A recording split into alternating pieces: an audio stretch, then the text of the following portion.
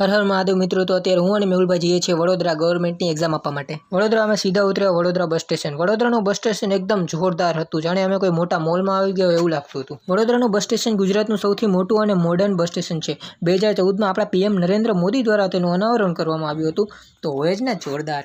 પછી અમે પહોંચી ગયા સીધા અમારા એક્ઝામ સેન્ટર. એક્ઝામ આપીને મેં મારા મોબાઈલમાં એઆઈને પૂછ્યું કે વડોદરામાં ફરવાલાયક જગ્યા કઈ છે, તો એણે કીધું કમાટીબાગ જરૂર જોજો. તો અમે પહોંચી ગયા છીએ કમાટીબાગ.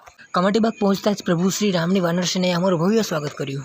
વાનરસેના સાથે રામ રામ કરીને અમે ગયા અંદર ફરવા. કમાટીબાગ બહુ મોટું છે અને તેમાં ઘણું બધું જોવાલાયક આવ્યું છે. તેમાં વર્લ્ડ નેચરલ હિસ્ટ્રી નામનું મ્યુઝિયમ પણ આવેલું છે જે જોવાલાયક છે. એ સિવાય વાઘ, સિંહ, મગર જેવા અનેક જાનવરો જોવા મળે છે. આ છે વિશ્વામિત્રી નદી, જે મગરોની નદી તરીકે ઓળખાય છે. આપણે મગર ગોતવાની ટ્રાય કરી, પણ લાગે છે અત્યારે તડકાના આરામ કરતા હશે. પછી આપણે ઝૂલતા પુલ ઉપર પાડ્યા કેટલાક જોરદાર ફોટા. પછી આપણે પહોંચી ગયા પાછા બસ સ્ટેન્ડ. બસ સ્ટેશનમાં પીવીઆર સિનેમા આવેલું છે, તો મેહુલભાઈને થઈ ગઈ મૂવી જોવાની ઈચ્છા. શાહરૂખ ખાનનું જવાન જોઈને તો અમે ગયા